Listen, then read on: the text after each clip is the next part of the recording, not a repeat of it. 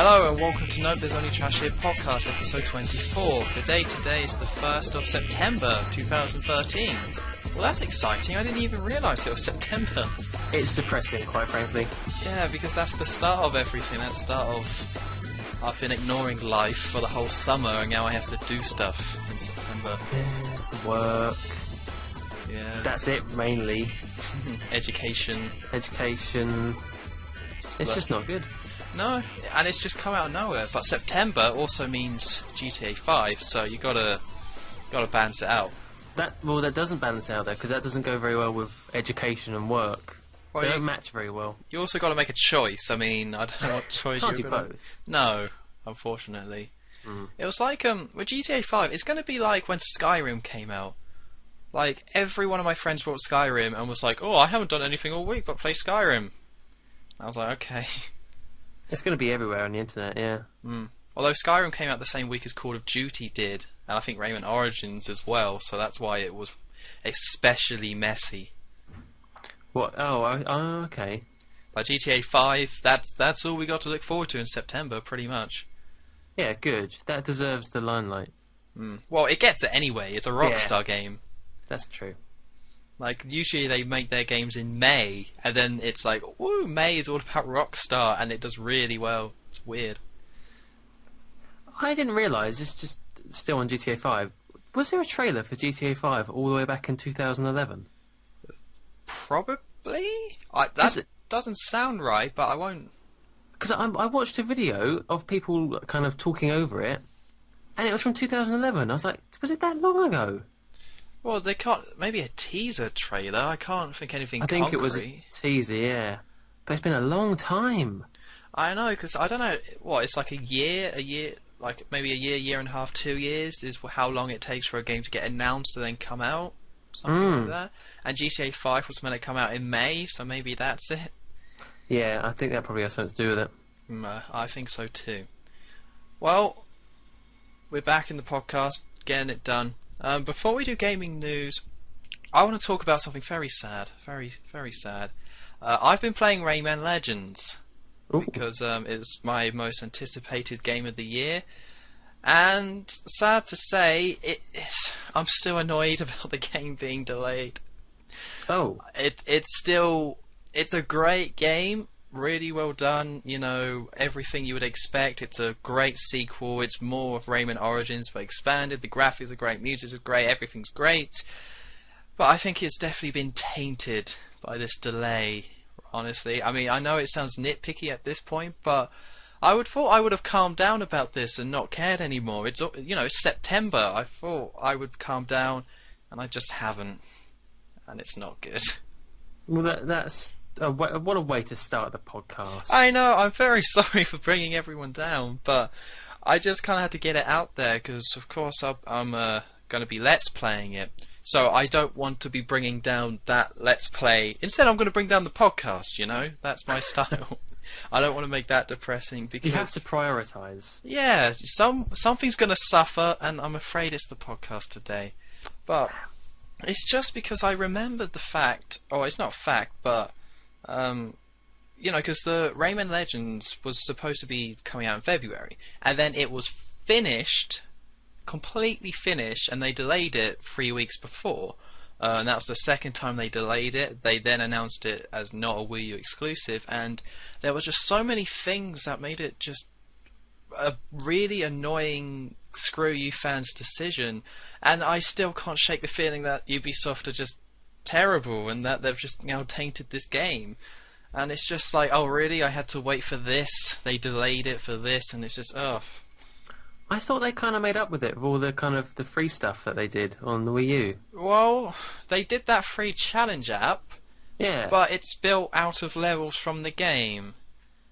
So now I'm just, most of the stuff I'm playing I've seen, or I've seen something, you know, very similar stuff. Maybe there's tweaks in the level design, but I've pretty much seen it all because I played the demo multiple times. So I don't care about the graphics or style because I've seen it. I don't really care about the music because I've heard it all before, or most of it before.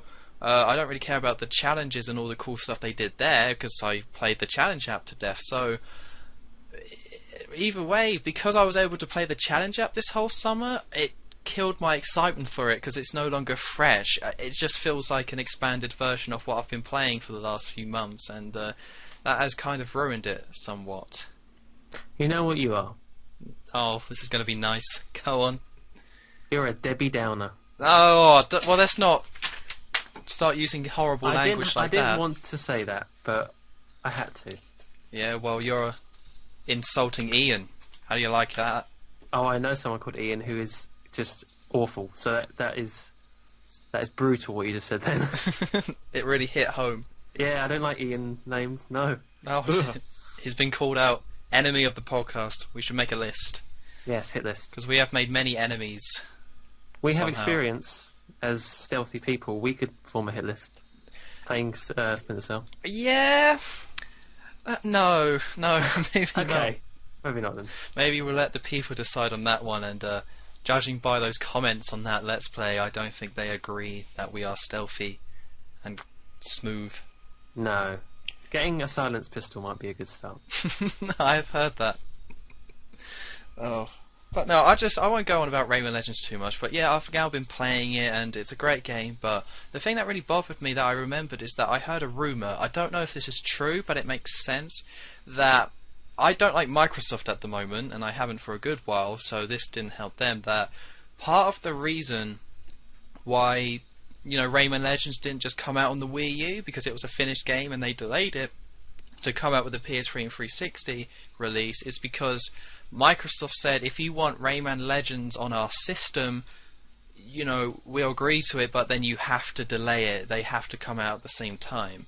Now, that's never been officially announced, but I've read that and I have heard that, and I think it's true. And if it is true, then, well, another reason why I don't like Microsoft and won't be getting an Xbox One. Even if it's not true, in your mind it's true, isn't it? Yeah, nothing can change that fact. Yeah, you can't convince me that didn't happen. Even if, Bill Gates himself came to my house, was all like, Tom, let's just talk about this. I never did that, okay? It was their decision, Here's some money, a free Xbox One. I'll just be like, you get the hell out of my house, alright? Well, he might sponsor the podcast. I don't need him. I don't need his money. I don't need his pity, alright? Okay. I'll have it, though. Oh, yeah, you can take it and run. You do what you want. Leave me in the dust. I'm glad that's all sorted. Yeah, backstabbing. Always backstabbing. Should I put you as an enemy of the podcast? Should I put you on that list? Maybe at some point. That might be necessary. Yeah, I'll put your name on it, and I write, and I put a little, question mark next to it, maybe. Something like that, But no, so, yeah, I'll move on from the Rayman Legends thing. It's bumming me out, because I've been bummed out about it for the last couple of days, so let's move on instead to a happier topic, which is gaming news. Gaming news! Alrighty, so the big one that people have been talking about is that Nintendo have announced a brand new handheld entertainment system coming out this holiday season, so OMG. Get pumped, get excited, it's gonna be good. It's the Nintendo 2DS. It's coming out at £110 in the UK on the 12th of October, which is the exact same day Pokemon X and Y come out. And in case you don't know what it is, it's a 3DS, but it's flat, and there's no 3D capabilities with the thing. So you can probably guess what most of the internet, their reaction to this. Most people think it's really dumb and stupid, and it's hilarious. Like, why would Nintendo always seem to be releasing these weird consoles like Virtual Boy, Game Boy Micro, and I think people are just seeing it in the same category as it's already another Nintendo failure, and it will be ignored and mocked until it comes out. Glorified doorstop, people were calling it. That's not bad, actually. Because it's slightly wedge-shaped. Yeah, because it's a solid block, but then it's slightly wedged, and it's not. I think it's about the same size as a 3DS. It just, of course, there's a few tweaks to it, so it works a lot better. And also, it's one big screen as well. It's not two separate screens. It's one big one. So, the angle they're going at here, as me, a Nintendo supporter, and I like to apologize for them and defend them when I probably shouldn't. But the logic behind this is that, Pokemon X and Y are coming out. A lot of people are still concerned about the 3D and the 3DS. This is what they're coming at. So this is for younger children who parents were like, I'm not going to get you a 3DS because I don't know what it's going to do to your eyes, and they're a bit too expensive. So this is for people or kids 7 and under, and parents to go out and buy this safe version of the 3DS at a discounted price.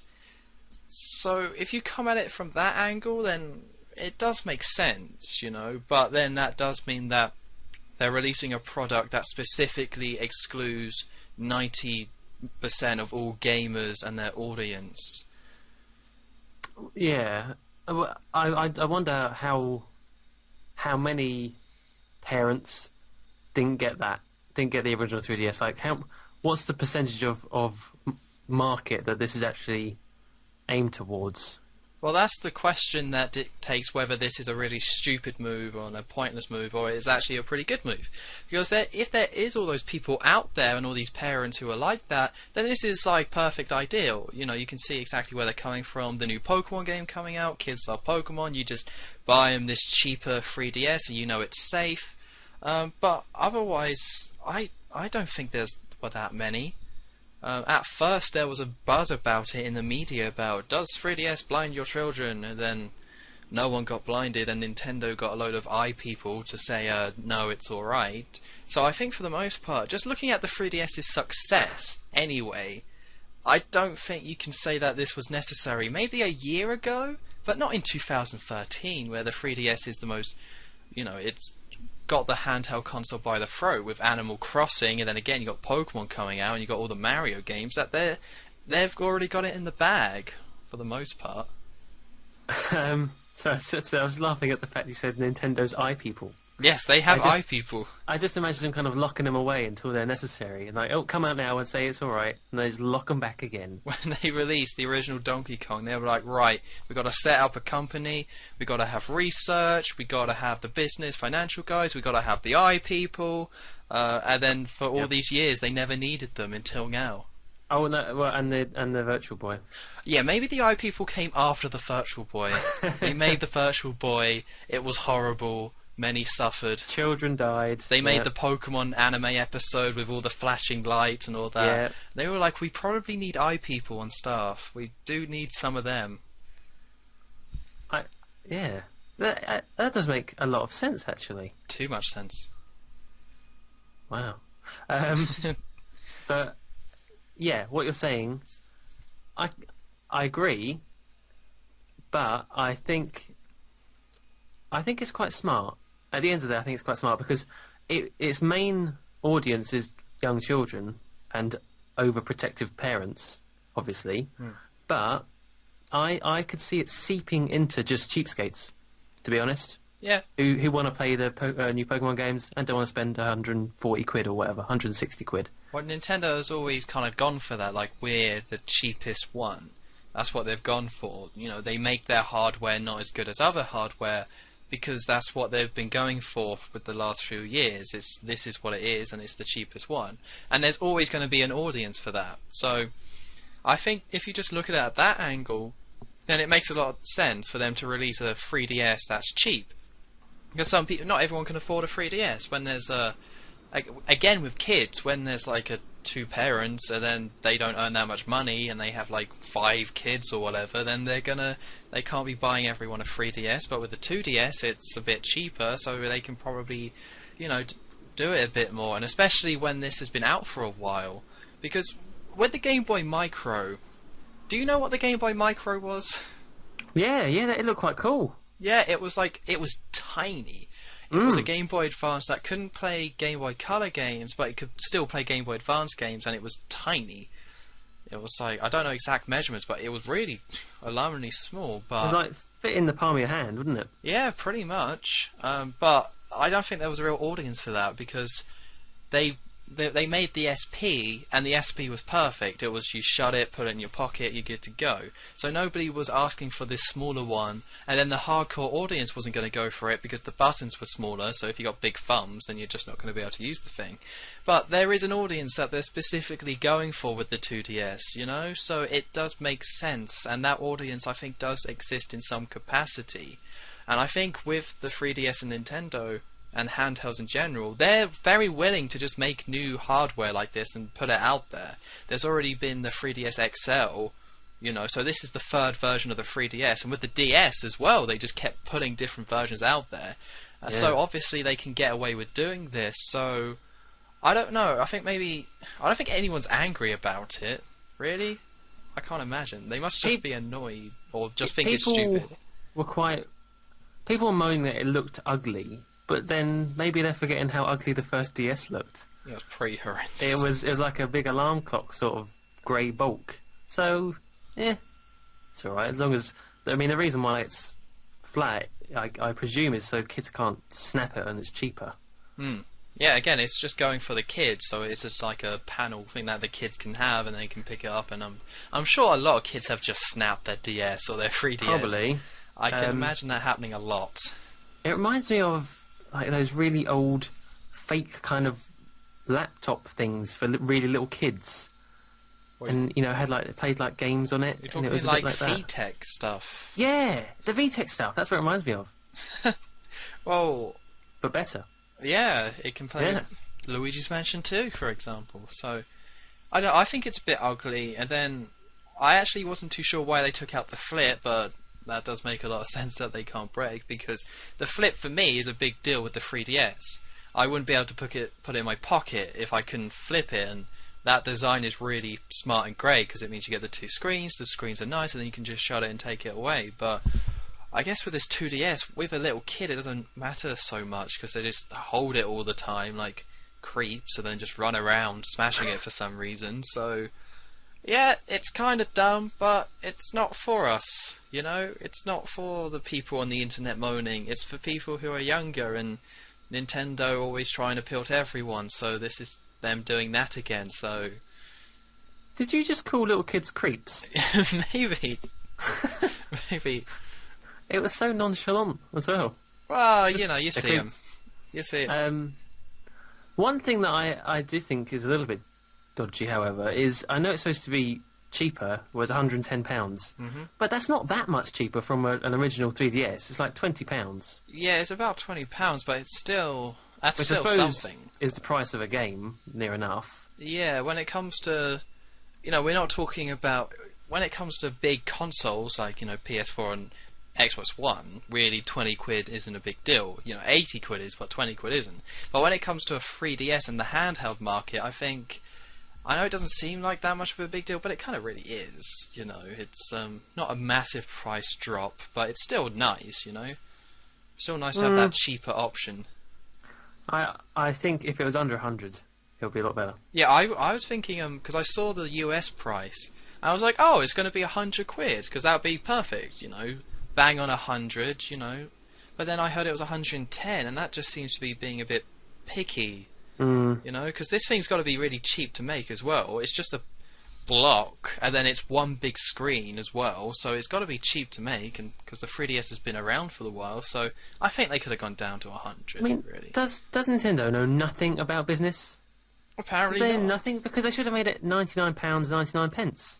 People would see it and think, oh, that's really cheap, and then they'd buy it. Yeah. Because it looks like it's less. Yeah, people are weird like that, because, again... Like, that, there's something really appealing about the number 9999, just seeing it. Because they leave that gap, you know, so it's like, oh, there's supposed to be a third figure there, but they've reduced the price. This is wonderful news. So then that would have been smart. And then I think in America, of course, with dollars, it doesn't quite work that way. I'm not too sure of the price there, but I think it's like 100... Oh, I don't even know. I'm not even going to guess. I think it's $130, maybe. But it's still cheaper, it's still nice, it's still something for your kids, so I have no problem with it, you know? Good. I mean, it's a reason for the people who dislike Nintendo to attack them, but then... Okay. Why don't you attack in the same vein like Bob the Builder. It's like turning that on and being like, look at this rubbish! Things can't talk. And Bob the Builder, where's the money? One builder, they're stupid. It's pretty much the same thing. But no one attacks Bob the Builder. No, because they understand it's for kids, but they can't. You know, with a 2DS, they're not going to put big kids things on it and make it super kiddie. It's the same thing. It's just a bit less of it and cheaper. I'd just be interested to see how much it sells compared to the big 3DS. It won't. Or just the 3DS. It'll do okay. I mean, it's not going to overtake it. But then again, like the DS, they made a ton of different versions there, and I think the DS Lite was the most successful, maybe. But like there was one with the camera as well. I kind of lost track. But none of them is supposed to be the runaway success. It's all just part of the big 3DS brand, so it doesn't really matter. How many more bloody DSs are there going to be? I don't know. It just keeps going and going. Yeah, and people buy them though. I reckon. Oh no, actually, no. Do you know what I really think will happen is the DS will go on for a while, and then they're going to bring back the Game Boy as like a kind of marketing ploy. Maybe, because I don't know where they could go from the 3DS, and but I don't know. Maybe like the Game Boy DS, bring it together. Yeah, like a fusion. Yeah, because the DS has so much. There's so much power in those two letters now. It's like there's a new DS. Because you know, I think that's why the Wii U was called the Wii U, because they just added a 3 in front of DS. Everyone brought it. It's great. And then they just thought, well, we'll just put a U after the Wii, and then people will buy it because they like the Wii. They want more of it. But of course, it didn't quite work out that way. We don't speak of that. No. Apart from actually, every we've spoken podcast. quite a lot of it. Yeah. You don't speak of it, but I'm not afraid to bring it up. That's true. From time to time. But anyway, yeah, let's move on from the 2DS to move on to it's not really news, but Reggie. If you're a Nintendo guy, you know who Reggie is. He's the president of Nintendo of America, and he recently did an interview, and you know it's kind of standard stuff. But part of the interview is quite interesting. I'll give the quote. I won't just simplify it. When talking about the console, because also the Wii U got a price drop at the same time. So now he's talking about the Wii U going into the summer or the holiday season. It's all about the games. The competitive systems have announced their launch lineups. I'm allowed to say meh. I look at their lineup of titles and I feel good about our lineup. We've got Zelda, we've got Mario, we've got Donkey Kong. In addition to great titles like Pikmin 3 and The Wonderful 101, I feel very good about our lineup, and I feel very good about the value proposition we're putting out there for the consumer. So what he kind of said there, if we want to break it down to the short media headline, is that he just said that the PS4 and Xbox One lineup is meh. And I think that's what we said last week. I don't think we came to a very similar conclusion. I think we know who one of the podcast subscribers is. Reggie! Yeah. We know we should you're get him as a listening. guest. Well, I'm sure he'd be delighted to. Yeah. Maybe not though. Not. But no, so of course this sparks a lot of discussion on the internet and people talking about it, and well, fanboy wars actually, that's what it sparks. It doesn't spark that much real discussion if we're being honest, but No. I think I can see exactly where he's coming from. Like if anyone who thinks that this is crazy for him to look at those games and say meh, then I think you've got to be a bit more open-minded here about Nintendo's position. So they got the 3DS, doing great. They got Pokemon, whatever. Or if we just look at the Wii U, I guess, because they just announced a price drop, so now it's very affordable. And then again, like you said, got Zelda, Mario, and Donkey Kong, the 3 big sellers on the Wii.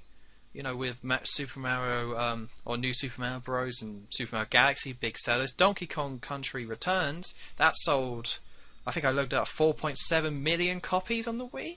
And then you got Zelda, which always sells well and is always a big one. So going into this holiday season, what do the other competitors have to go up against them when you're talking about pure games? It's Forza 5 and Dead Rising 3 on the Xbox One, and then it's Knack and then Killzone on the PS4. I know there are a couple of others, but I don't think any of them are quite as big as Zelda, Mario, or Donkey Kong. So you can see where he's coming from there. Yeah, I do. But what have Nintendo got after that? Well, compared to what the PS4 and Xbox are going to have after that? Well, of course, the exclusives don't have, it doesn't paint the whole picture. There's a lot of things going on here and a lot of reasons why someone picks one thing. But when it comes to the big exclusives, Nintendo are ahead, I would say. But then, again, I can also see where Nintendo are coming from, because some of those big AAA games are coming to the Wii U at the same time. Assassin's Creed 4 Black Flag coming to Wii U, Call of Duty Ghosts, and Watch Dogs, all coming to Wii U. And then you also got Batman Arkham Origins, and I mean, I'll admit that's about it. But really, the only one it's kind of missing is Battlefield 4. And I know a lot of people love Battlefield, but they're doing better. They're doing better than the Wii was with third-party titles. So, from Nintendo's perspective, it's like, right, so we got the PS4 has got some decent exclusives, and then the third-party games. Xbox has got some decent exclusive third-party games, and then Wii U has better exclusives and the majority, or some of the main third-party games. So, and it's cheaper. So you can kind of see the position that they're coming from. I just mainly like the fact that he used the word meh. Yeah, he just said, I'm allowed to say meh. Like, good for you. Mm. Also, that word came from The Simpsons, so even better. Ah, is that Lisa said that? I think so, yeah. Because it doesn't... I guess that's where it came from, but I always heard it more as a heh. Like more of a huh sound, I don't know. I guess I need to rewatch it, but... We need to get some CSI kind of investigation on that. We certainly do. Like, some big montages of watching us, us watching the thing. Oh, The Simpsons, but no. So I mean, again, this doesn't paint the whole picture, but you can see why the Wii U, in certain degrees, do have an advantage. Of course, it also has a big disadvantage by not being as powerful, by people just having lost faith in Nintendo, by them ignoring a lot of the hardcore franchises. But then it has the advantages as well, where it has the big Nintendo franchises. It's the cheapest. Nobody really hates the Wii U in the same way that they hated the Wii, like people hated the Wii in the hardcore audience with the Wiimote flailing. You don't have to do that anymore, just people aren't fussed about it. So it's still up there. I think it's still got a chance, because I've been talking about this ever since the podcast has started, exactly how the Wii U will do this holiday season, because that dictates a lot of how well Nintendo will do in the console, or in the console race entirely. Because they're always going to be saved next year by Mario Kart 8 and Super Smash Bros. People are going to buy Wii U's for those two games, and those are the two big ones.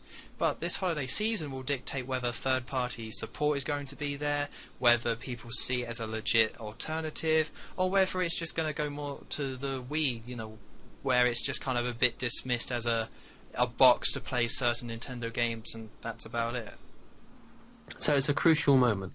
Yeah, and I mean, I think they're setting themselves quite nicely with this price drop anyway, and it does mean, well, in this article it says that the Wii U is now $100 cheaper than the PS4. So that's a big jump, That is quite a lot. Do we know what that is for us? Well, the Wii U, it's about, I think it's £100 as well.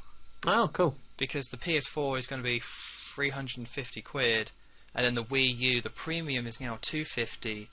Although the premium's been 250 for a good few months anyway, because all the retails unofficially dropped the price before this happened. So really, you won't notice that price drop. It's now just official because it's been taking place in a while. But what it does mean is that they're releasing a Zelda Wind Waker HD exclusive Wii U package, where you get a Wii U and then Wind Waker HD for £250. So that's definitely going to appeal to all those Nintendo fans who haven't quite jumped in yet, because it's like, okay, I wasn't really interested in the Wii U, but I like Wind Waker, Pikmin 3 looks pretty good, and and for £250, that's pretty damn tempting. You could take the game out of that and be like, oh well, I'm only paying just over 200 for the console. Yeah, and that's the premium one. You could pay 200 for the basic one, and then get probably Pikmin 3 for cheap. I think Pikmin 3 is already £29. So I think that's going to be really tempting for a lot of people, especially mostly the old school Nintendo fans, because people who no one really cares about Super Mario 3D World. Donkey Kong fans love Donkey Kong Country, but it's not a big one really in the hardcore market. But then Wind Waker HD, all the people who know that's a great game and will probably jump over out at this time. I think it'll be like one of those nostalgic things where they want to replay it again from their childhood or something. Yeah. I mean, the GameCube did quite horrendously bad. I mean, the Wind Waker original, I don't think sold that many. Maybe like 5 million copies max. I don't think it even sold that many, which for Nintendo's biggest franchise is not that good. Mario Kart Wii on the Wii sold 30 million copies, so there's definitely a big drop off. It's crazy. I was looking this up because I need to get a life. The Wii software sales, if you take the SNES, N64 and GameCube combined, if you combine them, it's not as much as the Wii's total software sales. Really? Yeah, the Wii software sales was over 800 million, and then the other ones, they just didn't really sell that much software and just didn't even really come close. But do they include Wii Sports with that? Yes, but that's cheating. That was okay, but that included that was 76 million if Wikipedia's to be believed, so it still counts. It's still the same. Okay, all right, fair enough. Which it's just it's not cheating. You can take it out and it still works. It's still pretty damn close. It actually did it. So, all right. Well, that's the Wii U tangent that I've got that I always seem to go on, reiterating the same point every week right here on the podcast. A small note about bundles and stuff, though. Did you hear about the PS4 bundle? Yes. That sounds pretty good. But Joe, what do you get in that bundle? You get a 500 gigabyte PS4. You get 2 controllers. The PS camera thing, which I don't think anyone really cares about. No. But they're shoving it in anyway. And Killzone. Yeah, and that is exactly the same price as an Xbox One. Yep, which you just get FIFA with. Well, it's kind of ridiculous how people can. It's like, because from what I've heard about the PlayStation Eye, it's similar to the Kinect, just Sony hasn't bragged about it and put that much focus on it. It's just another kind of cool thing that they're putting out there. So I don't think the technology is that far behind the Kinect, because they say the Kinect technology is really advanced and great, but of course when you're actually being used, it doesn't feel like that at all. It seems a bit weak and backwards. So really, if there's anyone out there who cares about the Kinect, just get a PS4. It's cheaper. You can get Killzone, and there's a camera with it if you care about that sort of thing. Yeah. And the fact that it comes with 2 controllers is just really useful. Yeah, that's great. I mean, the controllers are horrendously expensive. Yeah. Like, I think it's like 50 quid on Amazon, but that will go down. But it'd probably go down to 40 quid, I would say. So you're saving a lot of money with that bundle. Yeah, especially if, like, say you got brothers or whatever in the family. It's just there ready for you to pick up and play, both of you. That's something I really liked about the Wii U, actually, that all the Wiimotes support. In most Wii U games, it supports the Wiimote, so you don't have to fuss with that. But then with the PS4 and Xbox, if you want to play multiplayer, I mean, I know everything's going online, but I still want to play multiplayer, and it's... Yeah. Although I don't... Still need it. Yeah, I mean, I guess those 2 consoles and the games coming out of it, there's no games that are meant to be local multiplayer, or focus on it anyway. We've moaned about this, haven't we? I think so. Possibly. We've moaned about so much. We do moan a lot, yeah. That's mostly the podcast, but... But yeah, I think we moaned about how there's not many... Oh, it's split screen, wasn't it? That's what we were talking about. Ah, yeah. That's one of the many topics that we covered. But yeah, so I guess it is kind of going away, and there's no consoles that are really doing that. And I guess that's why Nintendo are the only people making split screens games. I mean, Rayman Legends is like that as well, local co-op. So I guess that's why Nintendo did that big focus on, you can use your Wiimotes, and if you want the Wii U Pro controller, there it is, and then you got the gamepad. But the other ones, it's like, yeah, you get a controller in the box, and you get a headset in the box, So just Ooh. go nuts online. Yeah. But no, it was a nice bundle. Nice to hear. Yeah, it's great. I mean, if I get a PS4 at launch, that's what I'll go for. Mm. So, I mean, Killzone looks like the best game on the system, and if I can get it for that price, then why the hell not? Because It's 430, isn't it? yeah, Or 29 or something. Yeah, 29.99. Do you remember those 99s? They help when you're spending over 400 quid. You're not going to be spending another penny. Nope. Could make a toilet joke there, but we're above toilet humour, so just about. I mean, when we were at Nazi humour, where's that? I don't know. I think toilet humour is below or more cheap than Nazi humour, maybe. Once again, I've brought up Nazis. You see, the curse is still with me. It's the Nazi curse, yeah. Yeah. The most evil thing they've ever done. This is right here. No exaggeration. Let's not linger on Nazis this time. Let's move on quickly. Yeah, let's move on quickly. So let's move on to so those are the big things this week, really. Again, it's more just pointless articles about the Xbox One can do this and the PS4 could do this but not quite as well, and it's just all that rubbish. Just stuff that no one needs to know. So instead we're going to talk about a Kickstarter project called Mighty Number 9. Now, you haven't heard about this yet, right? No idea what it is at all. So what it is, it's getting quite a lot of heat on the old internet. And it's the guy, or the people, a lot of the original people that made the Mega Man series, splitting off from Capcom, launching a Kickstarter saying, hey, we're going to make a Mega Man game, pretty much. Now, it's not actually Mega Man, but it's horrendously similar to Mega Man. They showed some concept art of how they think the game's going to play, and it just looks exactly like Mega Man. The character looks like Mega Man. It's all just Mega Man. So, I mean, I can send you the link so you can see exactly what I'm talking about here. Are you looking at the one on IGN? Yeah. I'm already there. Oh, bloody hell. Prepared. Nice. But yeah, so it's pretty much a lot of people behind Mega Man being like, well, we're sick of Capcom not making Mega Man, so we're going to make our own. So I believe it's been a day? Yeah, August 31st it started, and they've made $578,000. Jesus. Because everyone wants this. It's a case of all the Mega Man fans out there love Mega Man. There's still a large audience for it, but Capcom are a bunch of oblivion idiots who just don't know how to handle their franchises.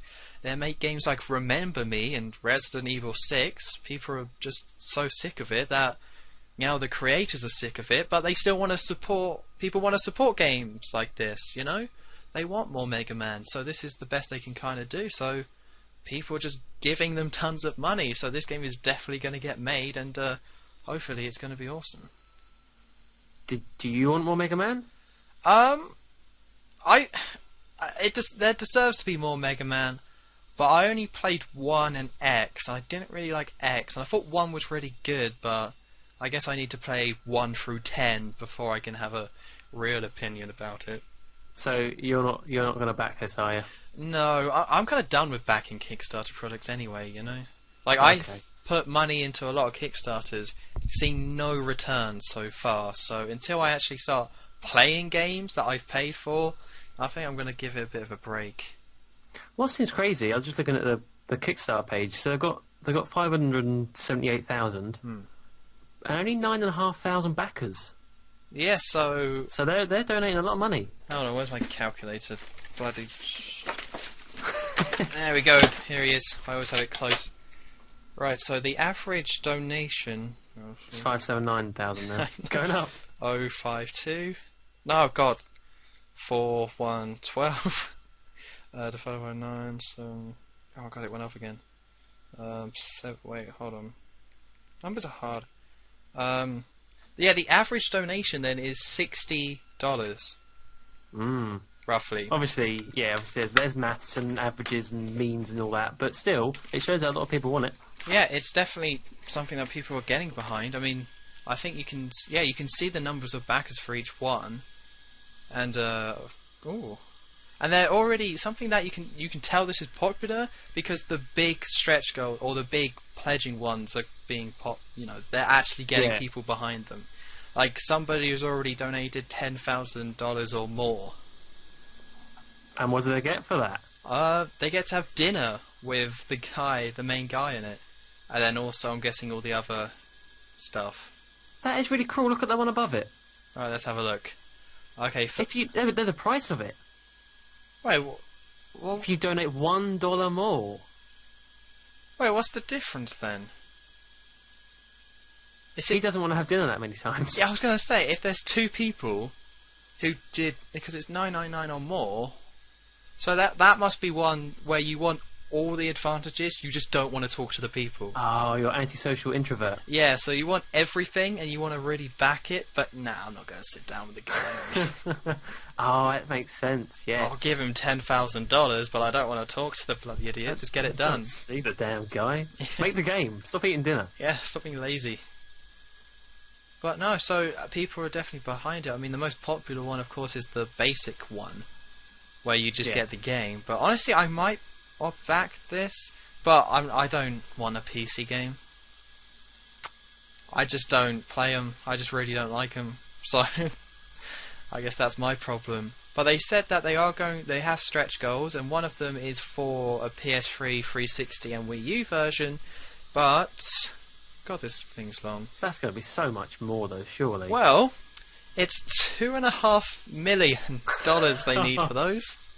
That is quite a stretch. Yeah, that's definitely a stretch goal. But that's the ultimate stretch goal. So that's if they ever, if they reach that one. But the thing that annoys me is that the first stretch goal is $1 million or 12. I don't know, $1,200,000, and that's 2 more extra stages. Okay, fair enough.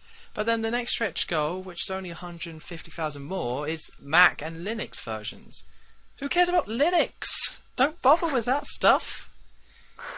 Get the what about all console the Apple one. fanboys? I don't care. Get the console version done first. Like, they should have split up the split goal. So it's like, right, we're gonna do it like I don't know, maybe a Wii U version first for this much, but if you want the 360 one, then it's this much, and then the PS3 this much. Just so a console version comes out. Because it's all or nothing. It's either on consoles or it's not because it didn't reach that number, which I think is gonna hurt it a bit. Yeah, possibly. Because if it was something like Civilization or Command and Conquer, then I would have no problem with the PC being the main thing. But it's Mega Man. You play Mega Man on a console, you play it on a NES, or you play Mega Man X on a Super NES. You don't play it on a PC. It's weird. It's not Mega Man. Oh, I mean, it's Mighty Number 9. Mighty Number 9. Do you think? Want to get sued? Ah, probably. Yeah, it's really interesting actually that it's so blatant. It's so blatant. What I find quite interesting is the fact that they see this as a capable path to go down. That they were like, right, we want to make a sequel, we'll just do a rip-off and ask people for money. Yeah, like, right, screw you, Capcom. It's like when someone leaves the band, they're going to go solo, man. Well, this pretty much means that all the talent from Capcom is now gone. Most of the talent left already with Platinum Studios, because the people at Platinum Studio, or Platinum Games, I mean, came from Capcom and a studio called Clover Studios, which the people there were the people who made Resident Evil 2, Devil May Cry, Okami, Beautiful Joe. So Thank you. Yeah, all the. I mean, you're all right, Joe. Oh, I'm afraid. I mean, I don't want to bring this down, but I mean, Debbie Downer again. No. Oh, stop being a callback, Carl.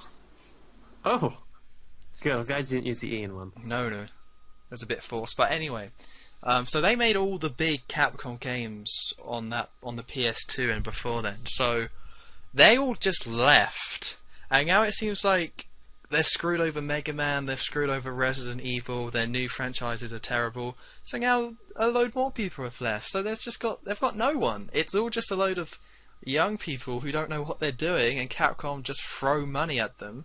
Like the guy behind, I think, Resident Evil left and is now making a game called The Evil Within, that horror game that's coming out next year. So he's gone. So there's just no one there. It's embarrassing. It is embarrassing. Joe, what's pretty cool though, is that it's gone up by $3,000 since we've been talking about it. Jesus, People love it. Yeah. So if you want to go support this Kickstarter, go to Kickstarter.com and just search Mighty Number 9, or it'll probably be on the front page. Cause this is a big one. Don't bother. They have enough money. They do. I mean, they're just getting greedy now. I mean, although they need to hit 900,000 for this game to get made. And there is that kind of, if you see like the money on a Kickstarter, it's not just what's the word, where it keeps going up and up and up. Oh, exponential. It's not exponential.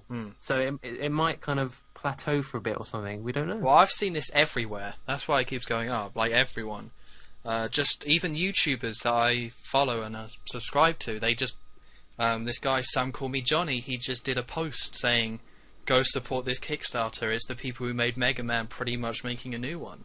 So everyone's behind it. You know, it's just so it's hype mode. Yeah, the internet's doing a big push. So.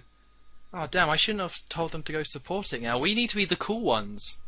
We need to be the cool kids, like, yeah, whatever, you can go give money to them, I don't even care. We can't be cool. Oh no. Give them money. Go do what you want. Who cares? Throw money at homeless people if you want. Well, don't throw it, I mean give it if you want to be charitable. It's just rude otherwise. Actually, that would be quite rude, especially if it's like coins. You don't want to do that. Yeah, you don't go like lobbing pound coins at hobos' heads. It's not the done thing to do. It's either that or donate to this Kickstarter, so... You decide. It's up to you! We don't endorse anything, but do what you want. Yeah. I'm not going to do it. No, I'm not going to do it, because I'm not a big enough Mega Man fan. I need to buy... I haven't played Mega Man 2, so... I haven't played a single Mega Man. Oh, well, they're very good, but hard. Yeah, I'm definitely not going to play a Mega Man game then. You're not interested in that old school challenge of sitting there all day, going insane, trying to beat that one level, then doing it with like, huzzah! I like challenges in games where it's like collecting things, but I don't like challenges in terms of doing the same thing over and over. So, what would you say is the hardest game you've ever beaten, though? Come back to that. I will have to think about it. Okay. If you remember, and if I remember. Probably not, but... We'll see. Because I was thinking... If not, I'll put it in the comments. But I couldn't answer that question, because I'm kind of like you.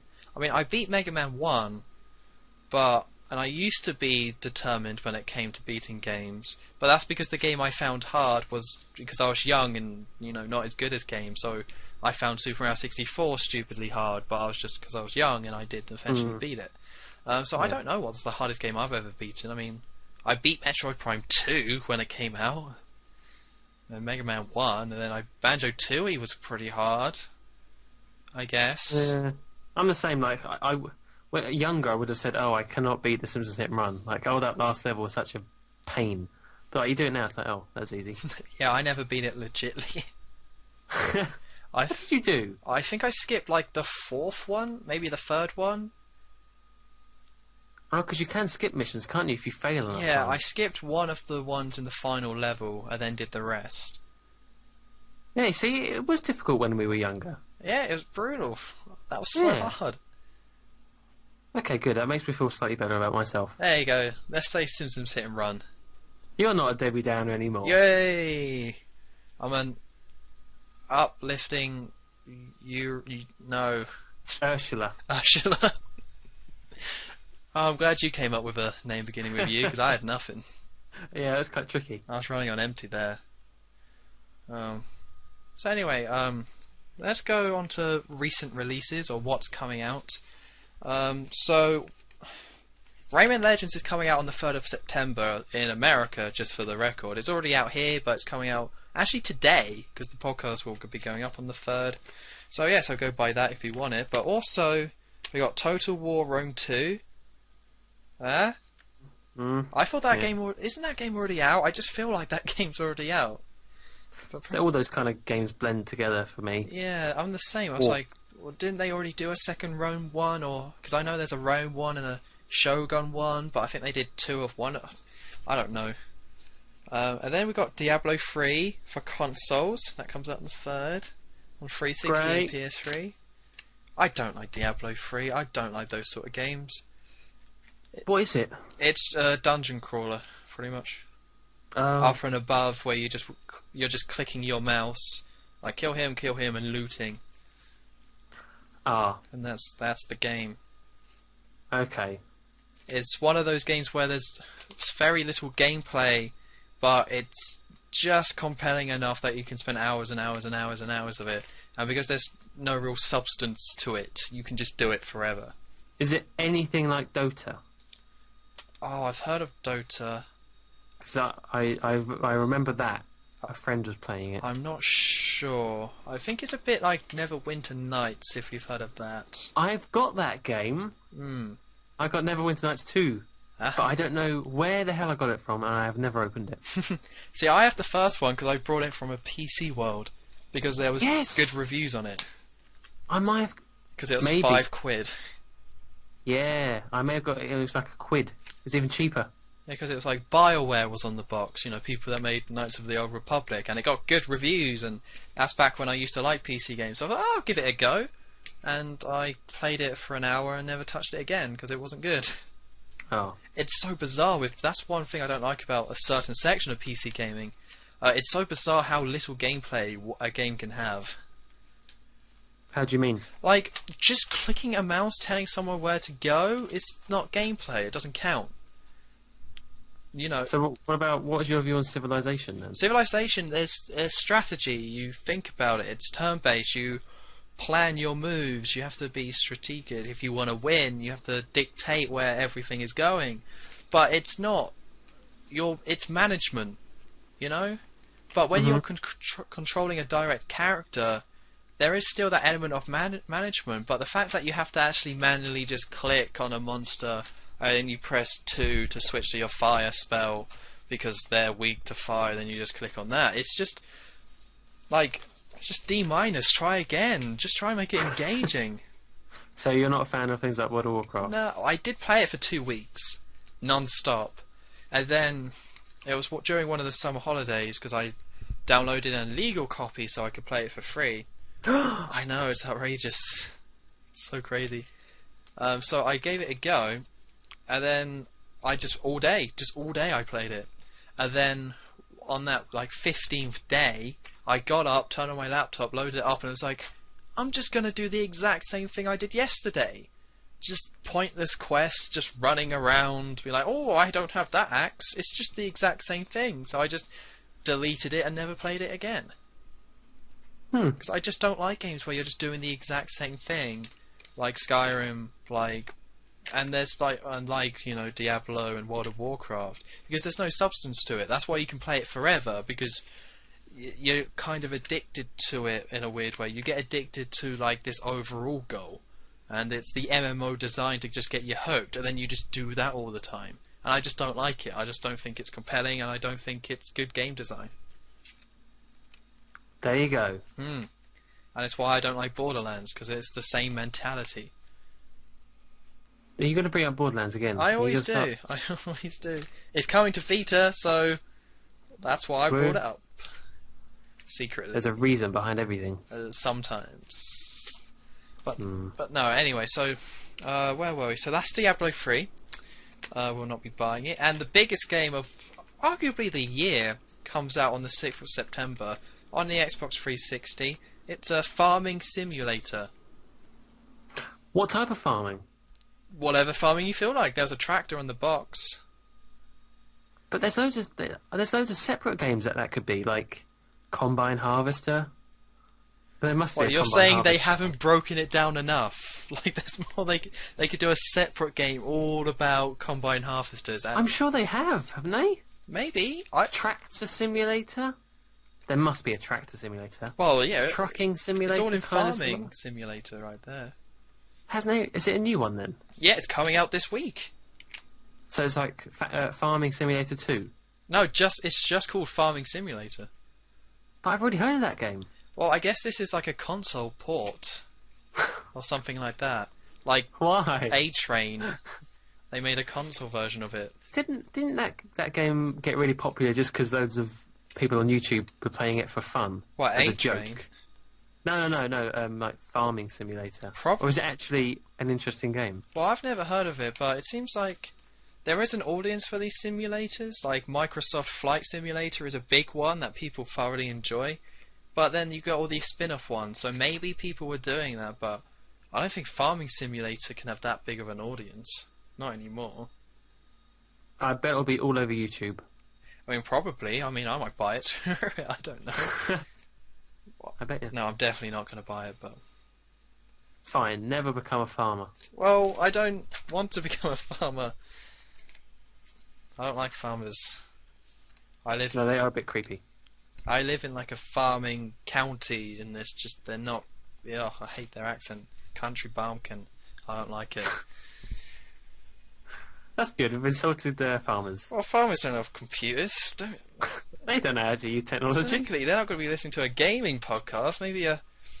Well, I was going to make a quite horrible joke there, but maybe I was going to do an incest joke, but there's no need for that, really. No, yeah. That's not what we're about. We're better than that. Yeah, exactly. We're not some insulting Ians. That's not what we are.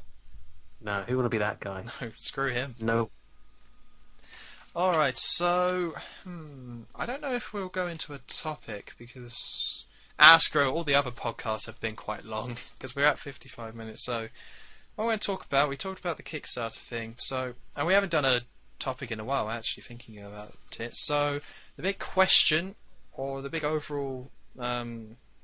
topic header is why are indie games so popular, or how come over the last few years indie games became as big as they are? Because going into this next generation, we got the PS Vita massively supporting indie games, and then the strategy that PS4 is taking is that look how good we are to indie developers, and that's a big one for them. In terms of all their games, they have pushed indie developers more than anything else. Like, sure, they've got Infamous and Killzone, but they've gone for the indie crowd a lot more than you would think. So, and it's really bizarre, because if they got the PS3, and then with the PS3 we were like, right, we got indie games, people would laugh at them. People would have mocked them and just been like, yeah, I'm going to buy a PS3 just so I can play little pixely games. That's a good idea. But nowadays it's completely legitimate. It's become a legitimate business. And then Microsoft has been attacked and people have slagged them off because they're not that good to indie developers. But then they also made the same big push. And then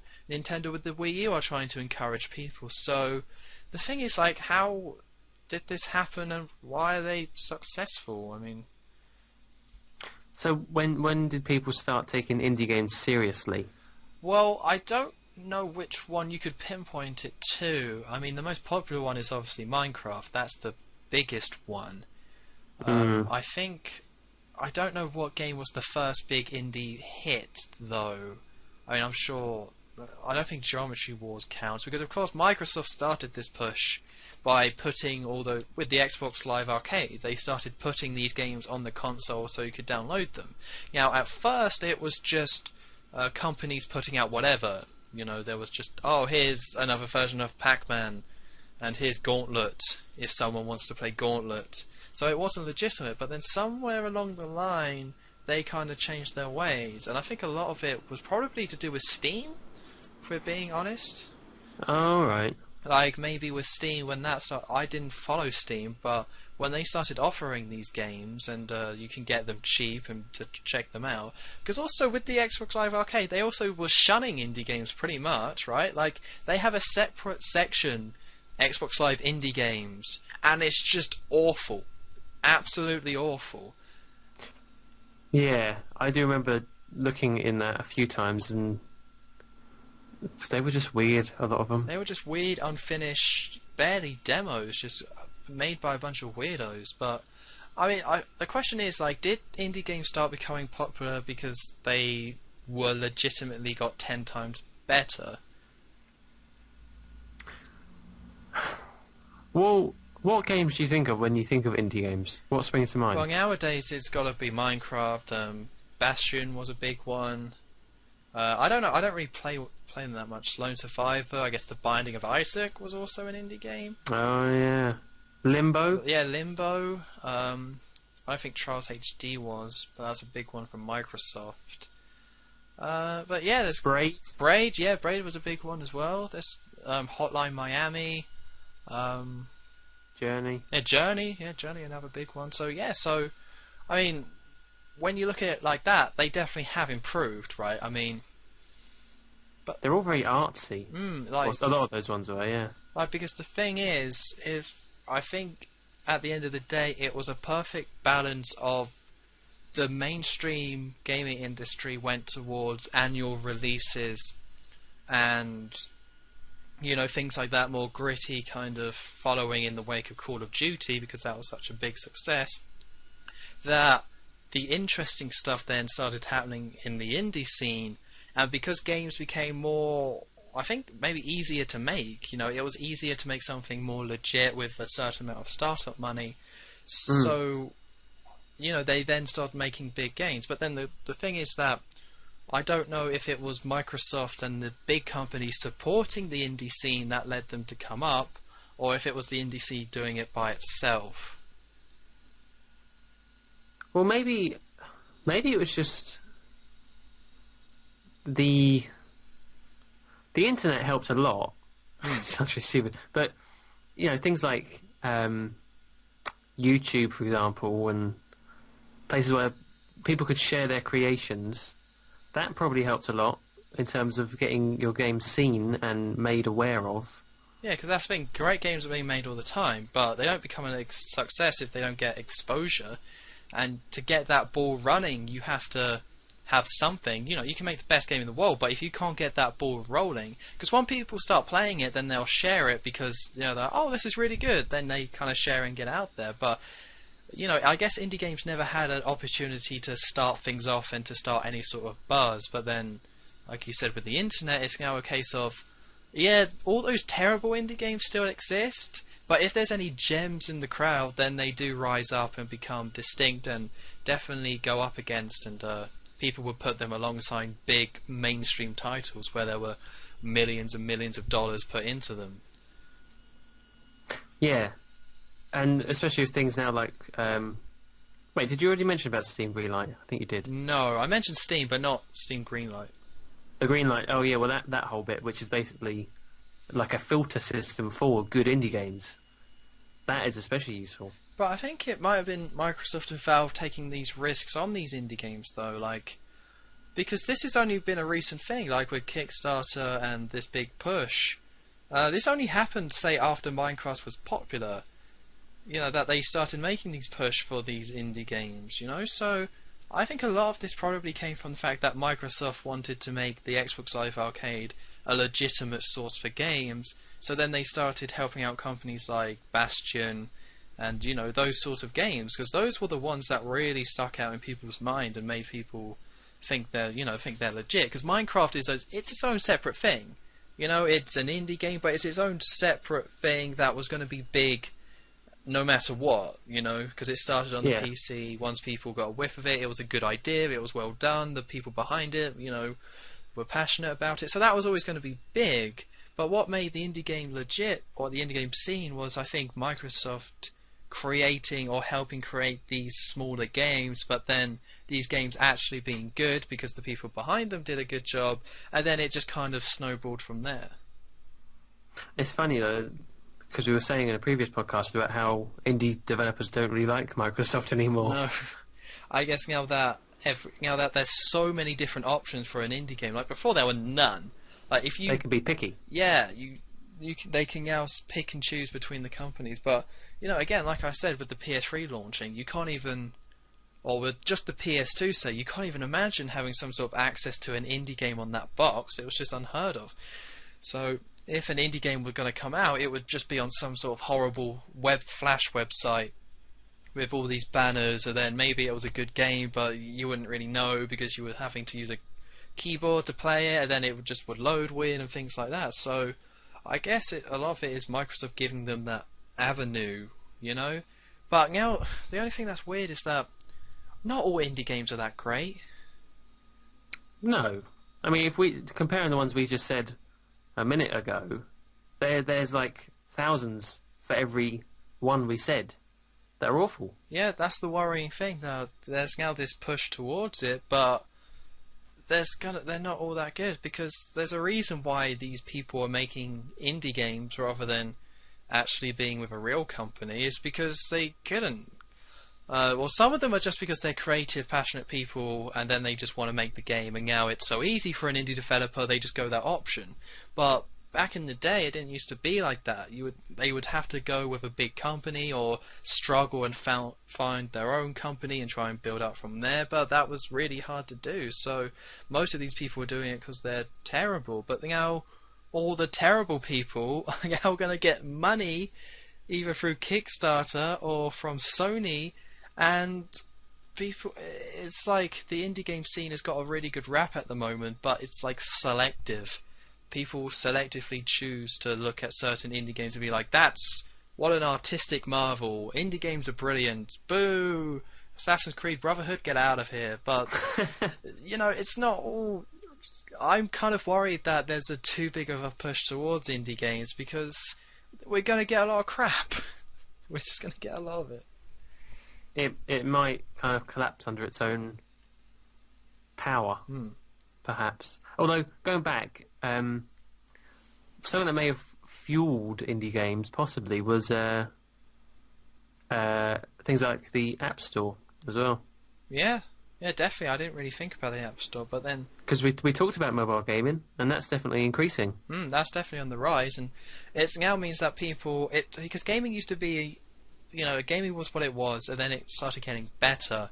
And then it started becoming about the technical achievement of a game, like a PS2 game had to look a certain way and be certainly technically great, and it was moving towards expanding, but gaming no longer has to do that. During this generation, technology's getting better, but it's not expanding in like a true technical sense, that's not as important anymore. It's not as important about, you can make a gun in a game look super realistic and have it shoot bullets and have the sounds be perfect and then have good voice actors, It doesn't need to become more legitimate. So now it's come down more about gameplay. So once an indie developer cracks that code, which is good gameplay and just makes a well-designed game, that can do just as well as a AAA title because that's what people are looking for nowadays. You're not going to wow people with a technical achievement, you're just going to wow them by having a well-made, solid game, and you can do that on a lot less money nowadays. And that's quite refreshing, actually, to see that now people are understanding a good game doesn't have to have good graphics. Yeah. Because I think maybe a few years ago, people would have dismissed games that, like, what was that? That indie game, was it like VVVVV? Yeah, 5 E's. Yeah, that one. I'm sure people a while ago would have just looked at it and said, oh, well, that just looks stupid. But now it's more like, oh, it looks different. Let's play it. Yeah, it's just, you can take a credibly... again, you can be creative in so many different ways. If an indie game is creative in one particular way, then people will give it a chance where they wouldn't have done before, which is great. I mean, people complain about gaming in general, but it's the golden age of gaming nowadays because you can now you can have whatever game you want. If you want a first-person shooter online, it's there. If you want to play local multiplayer in Mario Kart, that's there. If you want to play, a horror game, maybe not so much. But if you want to play an indie game towards gameplay, it's there. If you want to play an artistic game, it's there. There's so much more range in gameplay and different games than ever before that I don't know how anyone can complain that, oh, annual releases are ruining gaming. It's like, are they? Because now people pick and choose what they want to play, and whatever part of the industry, it's all getting supported. It's all getting support. The PS4, Xbox, and Wii U, it's all getting support. And then the indie game scene, it's all people are putting money into it, and it's doing well and thriving because there's enough gamers out there. Because also the gaming population has expanded a lot in the last 10 years. It's now become more legitimate. So now it's got this bigger audience. So now all these different sorts of games are supported, and you can just play whatever because you have access to it thanks to the internet, and you can go on, you can go into a shop and see what's there. But there's just so much choice that I don't know how anyone can complain about anything really. Yeah, folks, you're in the golden age of gaming, so enjoy it. Damn it! I would absolutely call it the golden age. 2011, I think, was the best year in gaming, like ever. Well, hang on now. Actually, just thinking about it a bit more. If now's the golden age, does that mean it's only going to get worse? Probably, yeah. Debbie Downer. No. God damn it. You brought it on yourself there. Yeah. I had a good, glorious point, and it was all optimistic, and then I just had to... Do you really think it is going to get worse, though? No. I think something's got to give in terms of all this Kickstarter stuff, but... I don't know. I don't know if... Because the DS helped a lot bring a large audience, and the Wii... You can say what you will, but they brought such a large audience to gaming that it did become more acceptable, and more people just played games, and it's fine. You can spend all day playing games, and you're not quite the creepy loser you were. So, I mean, maybe, but, I mean... The games are kind of more accessible, but then you have the hardcore stuff as well, so I don't know if it's going to get worse. It'll probably get worse in certain aspects with, like we discussed last week, PS4 and the Xbox being the exact same console. So in terms of that, probably, but then there's so much choice that it doesn't really matter, so I think it'll be okay in the end. Oh, good. That's nice to hear. Confirmed. I can confirm that. Yeah, I'm taking your word for it. Everything's going to be alright. Oh, that's nice. Maybe not, though. Oh. I don't know. We'll see. So, what were we talking about? Indie games. Indie That's games, right. yeah. So I think we pretty much summed up. I mean, there was kind of a lot of factors in there. I think, with Steam giving a good platform, with Microsoft wanting to become more legit, games becoming cheaper to make, and it all kind of just came together in this perfect kind of thing, and just... people can play indie games, and it's completely legitimate. You can, if you don't want to play any mainstream games, if you just want to play the indie ones, you can completely legitimately do that and play a lot of great games. And what's important is, once there's one amazingly good indie game, people have got a standard to reach. I'd like to think that once one good game is there, it inspires others to make just as good a game. Well, the indie game market is a bit different, so I'm wondering if it's going to fall into the same stuff that people don't like about the mainstream one, like with sequels and things like that, because I haven't seen that yet. We are now getting that second wave of indie games where the people who made Bastion are making a sequel or making a new game and things like that, but I don't know if indie games, are going to fall into those same traps. Yeah, you'd imagine it'd be kind of risky and they wouldn't play it safe, but you don't know. And also, quickly bring it up or mention it, is that really with indie games they're so cheap to make, though, who cares really? Like, games are very expensive to make nowadays, and with the 360, making HD games is very expensive. So I think that's another reason why this kind of making these games cheaply became more appealing. Because why make a game that you put millions into, and then it will sell a lot of copies, but then you could make a game that costs like a tenth of the price, and it'll sell just as many copies because people want that and the mainstream games at the same time. So I think that's why Sony are doing their push, because it's like, right, if we just keep pushing indie games, some of them are going to sell, and then we've invested very little money in the first place. All we have to do is set up the online, give them the development kits, and away they go. So basically, there'll be no more proper games in the future. I don't think I was... That's maybe a little bit of a overstatement. I don't think I was saying that. I hope I wasn't, but no, there'll be all sorts, but it's just with money again. Most of it comes down to money, and people are willing to support games they're interested in, and so Sony will push all these games, and Microsoft will, and Nintendo will, because they're cheap to make, and if they keep making money and people keep buying them, then that's the way things are going to go. So be it. Alright, well that's the end of this podcast. Any final thoughts on this podcast? No. I'm sorry. Shoot. Oh, damn it. Well... alright. What about the fact... Let's just restate that that we are in the golden age of gaming. I would say that's so. a nice bright note to end on. Yeah, definitely. I think Go and play a game now. All day, every day. And also... Loser. Oh, well, that's not getting... So, that was uncalled for. You're always calling people losers. I know, I can't help it. And Debbie Downers, and you're just hurting a lot of feelings today. I'm sorry. But also on another positive note, this Mega Man thing, I mean Mighty Number 9, is at 593,000 now. So I think they made $20,000 in total. Good for them. Way! Damn them. One day. They made that in one day. $500,000. That's $500,000. In a day! Not even 2 days. You're going to be rich by the end of tomorrow. Wow. Well, good luck to them.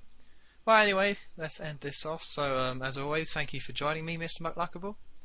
Thank you. Do you want to talk about what's going on with your channel? Because I believe you started a Let's Play.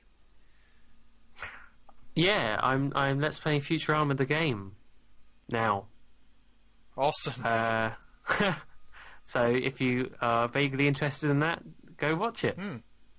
It's an odd game, but I quite like it. Yeah, I mean, you said something how in one of the parts how you found out that most people hadn't heard of it, and I thought that was bizarre as well because I had heard of it.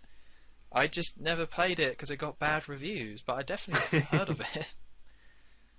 Well, I don't know because I thought that would be the case as well. I mean, it's Futurama. Most people know about Futurama, but maybe it was less in some places and more in the others, I guess. Maybe, but I kind of saw it everywhere, and I was a fan of Futurama, so I kept up with it. And really, I can't remember that long ago. That's like 10 years ago now. Oh yeah, you can remember that.